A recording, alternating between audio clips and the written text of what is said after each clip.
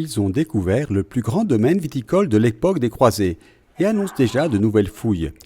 Non seulement dans le château du roi Baudouin III, mais aussi dans les caves du village où de précieuses mosaïques byzantines doivent encore être mises au jour.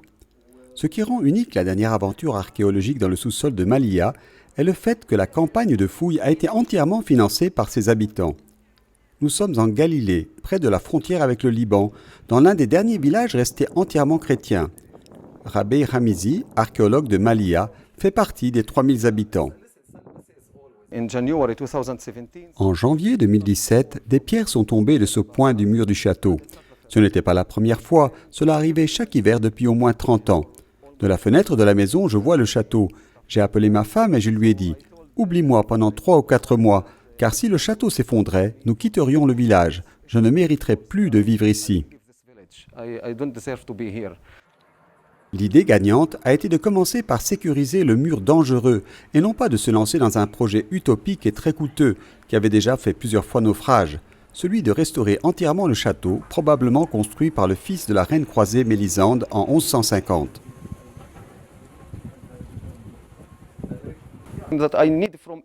Chacun doit mettre le prix de 2 paquets de cigarettes, pas un shekel de plus.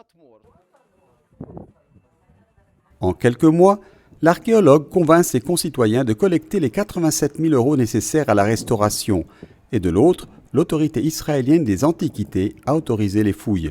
La passion archéologique se répand dans le village et un samedi après-midi, Salma Assaf, en creusant dans son sous-sol, a découvert un mur de l'époque des croisés et a collecté des céramiques. C'est la première pièce de l'ancien et précieux domaine viticole à être mise au jour.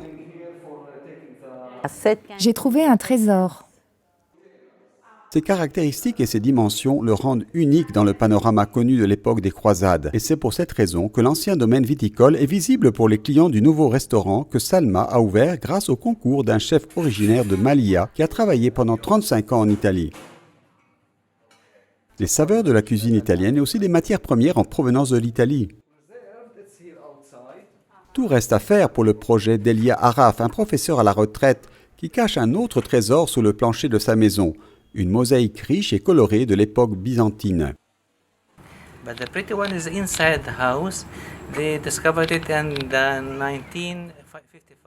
Le plus beau est à l'intérieur de la maison. Mes parents l'ont découvert en 1955 lorsqu'ils ont voulu construire la maison. En creusant pour jeter les fondations, ils ont découvert les mosaïques. Craignant les autorités, ils l'ont recouvert. J'ai décidé de le redécouvrir parce que je sens que cela ne m'appartient pas, mais que c'est le patrimoine du village, c'est pour tout le monde. I feel like it is not mine. It is for the village and for everybody.